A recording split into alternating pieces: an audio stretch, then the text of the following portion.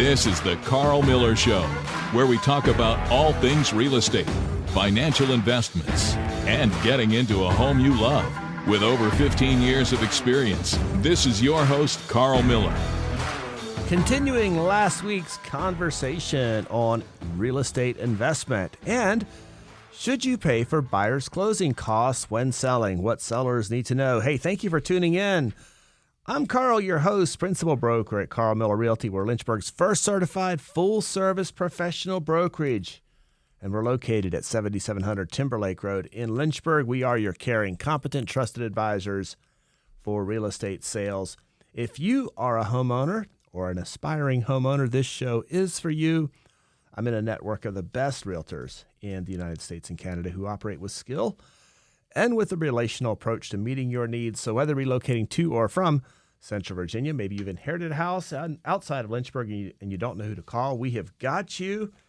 We've got a couple of good stuff going on in our office right now. Probably most pressing is Independence Day giveaway. We've got a Arctic cooler. I said last week it was a Pelican cooler. It's actually an Arctic cooler with fun summer and 4th of July essentials. You can enter to win by just going to our social pages at Carl Miller Realty on Instagram or Facebook.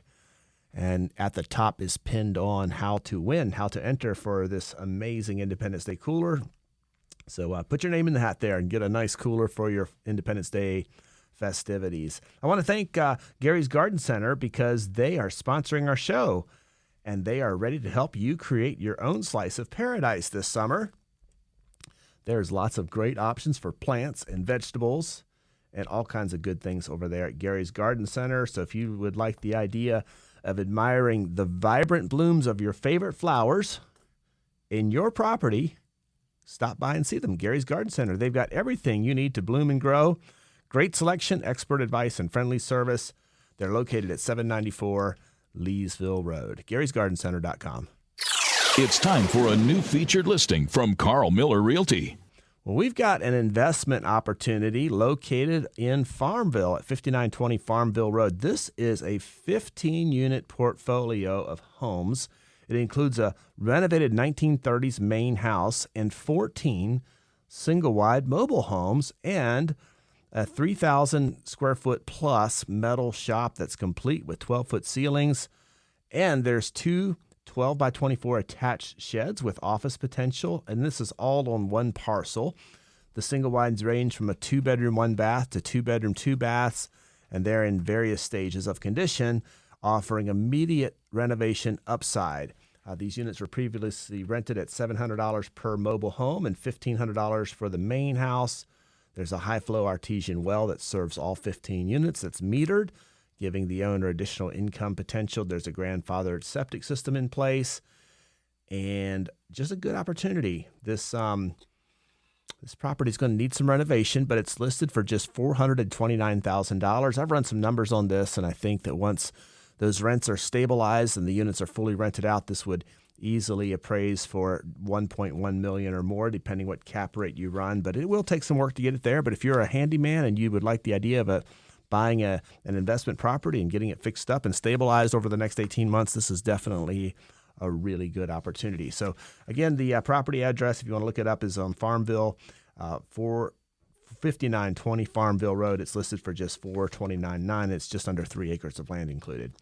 Well, I want to continue our conversation from last week. We kind of ran out of time on investment properties and what it takes to be a real estate investor. And we just talked about the featured listing having a opportunity for an investor. And I want to just talk about 5 key points today that that maybe separate investors building real wealth from those just kind of spinning their wheels. And the first one is just starting with clear goals. Successful investors, they know why they're investing and what they're building towards. And I think we talked about this last week a little bit, but decide, are you after cash flow or after appreciation, which includes tax benefits? So I think you have to kind of decide, am I here for cash flow? Am I here for long-term capital gains? And make that decision. Obviously, in an ideal world, investors hit both. But I think if you have a clear goal, I want to hit one or the other. Because if your whole goal is cash flow, then you're going to take a different strategy than the just simple long-term capital gains or capital appreciation with tax benefits. A lot of it's going to determine kind of how you strategize, what type of property you're after, what market you're going to buy in, and even your exit plan. A lot of beginners jump in reactively, and successful investors, they seem to be intentional from day one. The property I just mentioned that's for sale listed right now in Farmville. By the way, we co-listed that with New Leaf Realty out of Appomattox. But that's one where you could actually get both. You could get into that property, but you're not going to cash flow it initially. It's a big capital investment. You're going to be borrowing, and the units are vacant. So there's going to be a big capital outlay from the beginning. So this is going to be more of a flip type property opportunity where you could go in there, buy it, and then put a couple $100,000 into it, get it stabilized. And only at that point will you receive cash flow. I would say you probably won't get cash flow on that one for at least a year. Maybe you could sooner than that, but just kind of factor that. You're going to be negative cash flow for the first 12 months. But after that, it's very much positive cash flow. I think the real play there would be to get it stabilized. Now you're bringing in $150,000, $160,000 a year. And now you can put that on the open market. And even at a 9 cap, being very conservative with vacancy rates, that property would easily appraise for $1.1 million, probably would get 1.1 or more for it on a resale. So you got that opportunity, but the downside is you're gonna have to put all that capital out front and be negative cash flowing for a while. So that's an opportunity we could get really good capital gains long term or even short term. So that's one opportunity. Another thing. So start with crystal clear goals. The other factor to just really pay attention to is when you're looking at properties, do real due diligence, not just the minimum. It's a little bit of a mindset. Successful investors, they dig deep. They'll dig into what the local market trends are. They'll understand the neighborhood they're buying in, inspecting the properties thoroughly, run a detailed cash flow analysis, and then stress test numbers against the worst case scenarios. And the real key here is these investors are comfortable saying no to deals that don't pencil out. If the deal doesn't pencil out on paper, which is kind of when you're trying to put your best foot forward and kind of run the scenario, best case and worst case. If it doesn't pencil out, be willing to say no. Do due diligence, though. Don't just jump in blind. Yeah, I feel like that's not only just if you're investing, but that's any homeowner, right? I mean, that's why you do the home inspections. And, you talked about it on the morning line this week, the stuff with your septic systems and stuff like that. I mean, that stuff's important. And if you're going to be someone who's sinking a bunch of money into investment properties, you probably want to make sure that they're, up to snuff and up to the correct codes. There's no doubt. And you also you don't want to get blind to the best of your ability. You don't want to get blindsided. Now, sometimes it happens. Sometimes things happen. Sometimes things are fine and then they're not. You experienced that, Anthony, after buying a house and blindside immediately with a major water problem, right? After a big bill, and that's not normal, but it does happen sometimes. And, but if you can prevent that by having done a little bit of research, by checking out the drain field, the septic system, for example. We just had a situation just recently in our office, and we were representing the seller, and it turns out, the septic system was this old terracotta, Orangeburg sewer line pipe, but it's clay, basically. It's been in the ground for probably 70 or 80 years, and guess what? The local maple trees were having a field day. They had broken into that pipe, sucked, and they were just sucking all the septic lines coming out, so the trees were living very, very happy, but unfortunately the drain field had failed. Now your only option is to install new pipe. And actually, I'll be honest, I'm not quite sure how that got resolved, but I do know it's a problem, right? But it had that buyer. Inexpensive problem, probably. It's inexpensive. This becomes a 10-digit problem. But if you're a buyer, so the lesson learned there is if you're a buyer, take the extra mile, do that extra due diligence, because the last thing you want to have is because if you haven't closed on the property yet, guess what? It's not your problem. It's the owner's problem. It's the seller's problem. And now you can go in and either request repairs or a price reduction or a credit, have the seller pay a contractor at closing. There's all kinds of ways you can overcome that. The good news is those types of problems, even though they are expensive, typically can be solved with time and money. It's just a matter of then negotiating out, okay, who pays for it? Yeah. Because it can be solved.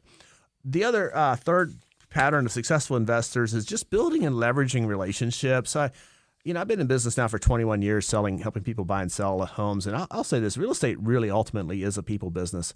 Successful investors, they cultivate relationships with lenders, with contractors, with property managers, even with other investors and local market experts. And those relationships can lead to off-market deals, better financing, I would say honest feedback, and partnerships.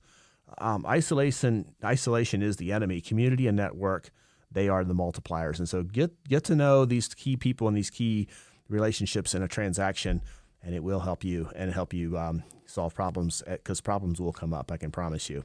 Number 4 is think long-term and play defense. Real estate wealth, it's not built on home runs. It's built on consistent, disciplined decisions over the years and over decades. Successful investors protect their downside, maintaining reserves. And I think that's a key part. Don't live on a shoestring. Have some reserves for emergencies. Have some contingency plans. And don't over leverage. The people that are in trouble right now, because there are some people just way over leveraged, and markets didn't go up, or the rent rates didn't go up what they thought they would. And if you over leverage, you're in trouble. But if you have plenty of equity and your payment is manageable, then you can kind of survive all of that. And the steady growth over time will beat aggressive speculation every time. There's a lot of people got in trouble because over aggressive speculation, and I don't want to be in that situation, and I would encourage my clients not to be in that situation as well. Are there a lot of investors that kind of got into trouble during maybe like COVID or something like that? Was there maybe an uptick of those people who were trying to not game the system, but that's the only thing that kind of comes to my mind? Right. No. I think the people who got in trouble the most were people that went under contract in 2022 when the rates doubled. Like the people that went under contract and locked in a low interest rate, they were fine, during the COVID years. The people that went under contract in the spring of 2022 and closed in the fall of 2022, and the interest rates went up 2 or 3 points, so now their payments are much higher, but they were building it on speculation that I'm going to raise the rents in these buildings. The multifamily apartments is probably the one aspect of real estate that probably got hurt the most. And what the strategy was for a lot of these more sophisticated investors is they were buying big buildings with upside potential. They were going to go in, renovate the apartments. Maybe they were under rented a little bit. I'm going to put a lot of capital out, raise the rents, and then be able to take them and put them back on the market at a cap rate that makes sense. Well, the cap rates don't make sense when the interest rates go from 4% to 7%. Yeah. Because the payment now, because you take the net operating income and you do a formula based on that, right? So the net operating income, and you divide that by the expenses. And what happens is now the price would have to be much lower in order for the deal to pencil out. And it just didn't make sense for a lot of people. Then they bought maybe for a $3 million property. They were expecting to be able to stabilize it, sell it for $4.5 million. They maybe borrowed $1 million from a private note. Now they've got $4 million into it, and guess what? The market says it's only worth 3.7. Yeah. So those are the people that are in trouble the most, I think, right now. The people that bought kind of post 2022 on speculation. That seems like a tough position to even begin to recover from. Yeah. You just have to play the long game. You have to just float it out and keep injecting money into the building, or you default. And unfortunately, there's been some defaults. There's been some people that have lost a lot of money because they just walked away from it and just handed the building back to the bank. Now, the banks don't want to be in the process of owning real estate. So something like that, they'll try to restructure the financing, but all they're doing is kind of kicking the ball down the curb a little bit. Yeah. And until the rent rates can be raised or the building can be stabilized, for those investors. So that's the one asset class that I see is probably in a little bit of trouble right now. Committing is also to continuous learning. This is probably the last piece. Is you always want to be learning. Markets change, regulations shift, strategies involved. And we saw some laws that went into effect in Virginia, just going into effect July 1st or going into effect last year or going to go into effect January 1st of 2027. And you just have to stay on top of what's happening. Successful investors, they stay curious, seek education, adapt their approach, and they aren't afraid to adjust when needed. They learn from their own deals and from mentors and from the market, from other investors. And just remember, complacency can kill opportunity sometimes. I think if you're looking to become a real estate investor, tap into some of the local resources. There's some really good online and free resources. I think free, low-cost starting points. Check out the local real estate Investors Association. There's actually a local chapter, the Lynchburg REIA. If you Google that, you'll find them. They meet fairly often here locally. Most regions have active chapters with monthly meetings and networking opportunities. There's a bunch of YouTube channels. Bigger Pockets is one. Brandon Turner, he started that. He's got his own channel now, but Brandon Turner's a good guy to follow. Grant Cardone's another interesting guy. Now, I can have opinions about these guys, but, there's a lot of just good information out there. Robert Kiyosako is another one.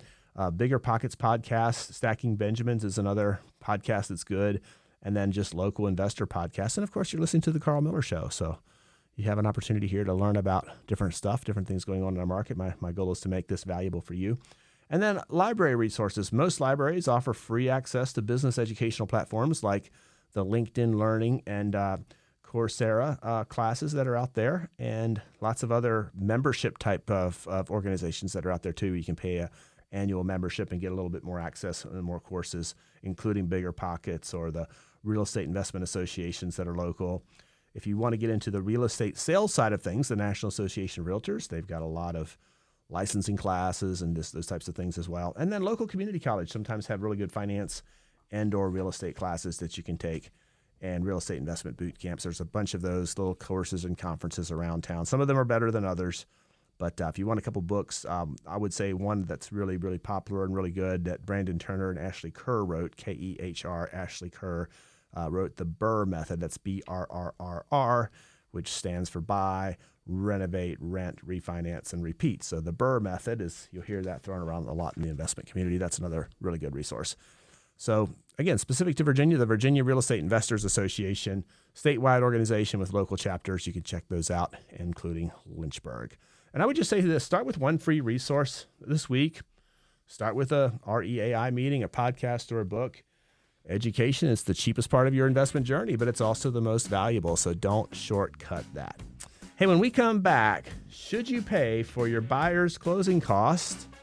What sellers need to know.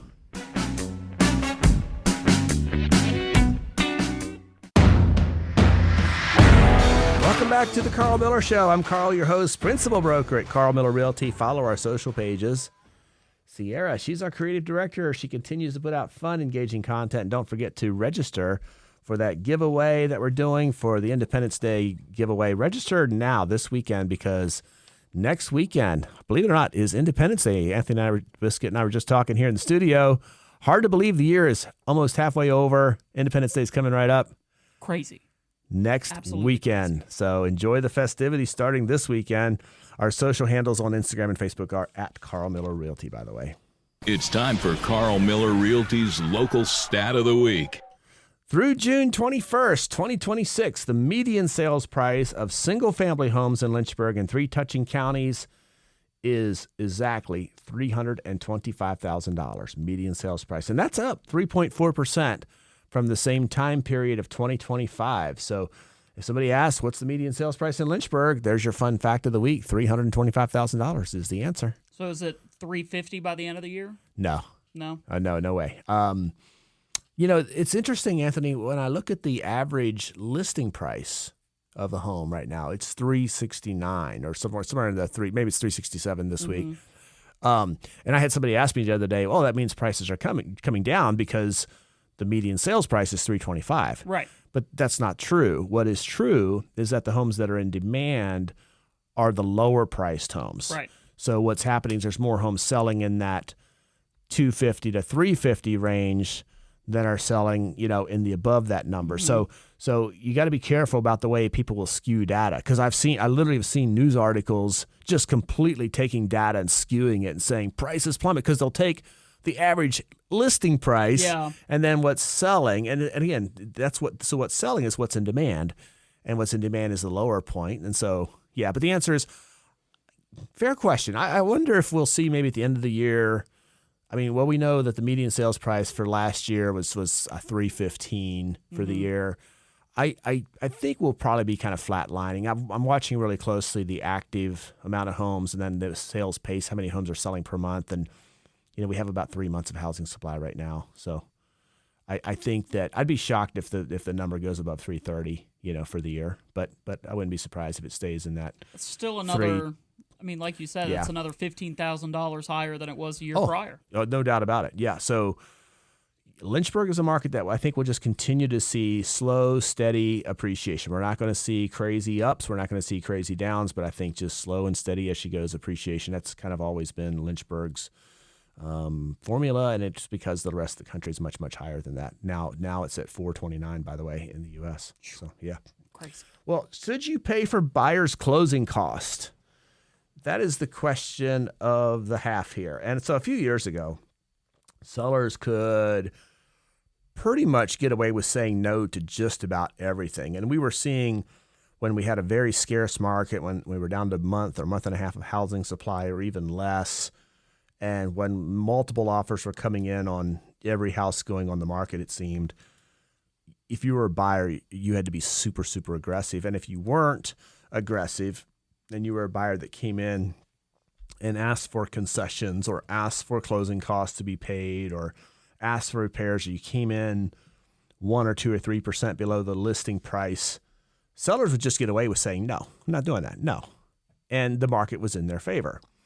So if buyers wanted the house, they pretty much had to take it on the seller's terms. But now that the inventory has grown, and even in Lynchburg, we just talked about it, we're over 3 months of housing supply right now in Lynchburg. Negotiations are becoming back again to the normal part of the process of buying a house. And that's why one of the most important things that sellers should understand right now is that the goal isn't to win, and I use that word in quotes, every negotiation. The goal is to get your house sold. And the goal is to get your house sold for the best price possible, the best terms possible. And that means that when markets are slower, it's worth meeting buyers where they are to get a deal done.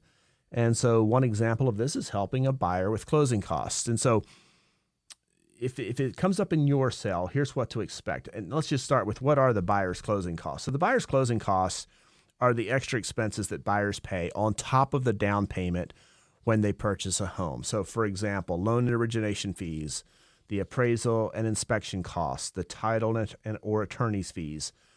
Sometimes you're getting a survey. Sometimes you're doing extra inspections. And so you have all these expenses in addition to the loan down payment amount. And typically a buyer's closing costs are going to range from 2%, sometimes as much as 5 or even percent or even higher of the home's purchase price. So on a typical $400,000 home, you're going to be anywhere from $8,000 to $20,000 out of pocket using that 2 to 5% ratio. Now it's going to probably be closer to 12 to 15 for South Central Virginia, but it's a lot of extra cash out of pocket for those closing costs when there's a loan involved. And so when you're in an affordability challenged market like we are today, that upfront cash, it's a major hurdle for some buyers, even if they can comfortably afford the mortgage payment. Even if that mortgage payment number is comfortable, you've got the down payment, the mortgage payment's comfortable, but now I got to come up with these closing costs. And that's why more and more people are asking for sellers to help with their closing costs. And because the market has shifted and is shifting, more and more sellers are saying yes to that. In fact, latest data from Zillow survey that just came out is that 67% of sellers reported paying some or all of the buyer's closing costs in 2025. That's a huge jump, because I promise in 2021 it was probably, I bet it was less than 10%. But in 2025, 67% of sellers paid some or all of the buyer's closing costs. Now, that doesn't mean that every seller's doing it, and it doesn't mean that every seller should do it, but it does show just how some common concessions, how concessions are becoming more commonplace for sellers as the market has shifted. And that's important for you to know as a seller. So when does it make sense to pay close? Yeah, you got a question? The question I was maybe going to ask, and maybe it gets covered here, is do you see people asking for the closing costs to be covered maybe on the lower price ranged houses compared to a house that's, like over that median cost that we were talking about earlier? Yeah. Is that something that you see more on one side of the scale than the other? Case-by-case basis, for sure. But yes, as a broad brushstroke, absolutely. First-time home buyers especially ask for closing costs much more likely than the cash buyer buying a $600,000 house. No doubt about it. So, yeah, it does seem like the lower the down payment amount by a purchaser or the lower the price point, the more likely it is that buyers are going to request some closing cost help. And I think that's important. And I think you just really lean into your real estate professional, your agent, because he or she will be able to advise you based on the market conditions for your particular price range, based on where things are. Because here's what I'll say. If you're looking at a specific zip code or school district, there's only 2 houses for sale, and both of them only been on the market 3 days, for example, chances of you getting the closing costs are going to be less than if there's 10 houses for sale and they've been on the market on average of 35 days or more. Yeah. is a big difference because now the seller's motivation level is changing. And they, again, one offer is better than no offers. And if you're a seller and you get that offer asking for closing costs, you have to look at it like, okay, this gets me there. Can I work and negotiate the numbers? Maybe you raise the price a little bit so that the net number to you, the seller, is, comes out a little bit more palatable for you. And again, your agent should be negotiating on your behalf. But just be aware that the local market conditions, they matter so much when making your decision. And it's worth considering, again, like I said, how many homes are for sale in your specific zip code or price range. If your house has been sitting on the market longer than you expected, that's another consideration. Maybe you've had showings but no offers. Maybe you just want to move and you want to move quick. And so that's a reason to just, okay, here's an offer asking for closing costs. Let's just take it. Or if you're trying to keep a deal together during negotiations, and this happens too sometimes. You go under contract, the buyer's doing their due diligence, like we talked about in the first half, find out that the heat pump is 25 years old and not quite cooling the way it should. Guess what? That can be maybe a $6,000 problem, maybe a $12,000 problem. Heat pumps are all over the place, right? Yeah. So, but it's a big problem. And so what you can do sometimes in that case, hey, I don't want to shell out the money for a new heat pump right now, but Mr. Buyer, Mrs. Buyer, here's what I'll do. I'll cover $7,000 of your closing costs. Thereby, you retain $7,000 more in your checking account so that if the heat pump fails, you can replace it or at least replace the majority of it. And not have to worry about closing costs. Correct. Yeah, exactly. And you don't have to then replace the heat pump prior to closing or pay a contractor for work that's not done. You let the buyer be in control of who does the work when they do the work. So that's an example of a concession that can be given after the home inspection happens. There's other concessions you could offer, things like home warranty, repair credits, like we just mentioned. Sometimes meeting the buyer's need for a closing date. I just had a situation recently, and the buyer insisted on closing in basically 25 days. It made the seller very uncomfortable. The seller wanted to be there for 45 or 50 days. Yeah, but that's a quick turnaround. But the buyer, they just didn't have any flexibility with their time. Yeah. And so for the seller, the advice we gave was, hey, if you want this deal to work, here's your out. If we don't take this deal, there's no guarantees. And so could you find alternative housing for a few weeks? Well, and haven't we talked about in shows prior that sometimes there's a way that you can kind of both live in the house at the same time in a deal like that? Feel like we've talked about that. You can do a post-possession or closing settlement type thing, but in this case, it just wasn't going to happen. Yeah, it just wasn't going to happen. So the bottom line is the sellers having the most successful day. They're the ones who understand the market has changed, and they're adapting to meet it where it is. It's time for Carl Miller Realty's Fun Fact of the Week. When buying a home, the people next door can be just as important as the house itself. Your neighbors can make or break your everyday living experience. That's why smart home buyers check out the neighborhood as carefully as the house. Well, if you have real estate questions you want answered, contact us. Hit our social media platforms or give me a call. I want to thank our sponsor, Gary's Garden Center. We all know the importance of curb appeal, but many of us overcomplicate it. Gary's Garden Center, they will make it easy for you. They've got hanging baskets and large pots of flowers, instantly adding light, bright, and welcoming feel to any home or business. If you're not sure what to get, the team at Gary's Garden Center, they're always happy to point you in the right direction. Check them out on Leesville Road in Lynchburg, Gary'sGardenCenter.com. I want to thank you for listening today. We are your local, caring, competent, trusted advisor for real estate sales. Contact us today, carlmillerrealty.com, for any of your real estate needs. And we'll see you next weekend. Happy Independence Day prep, everyone.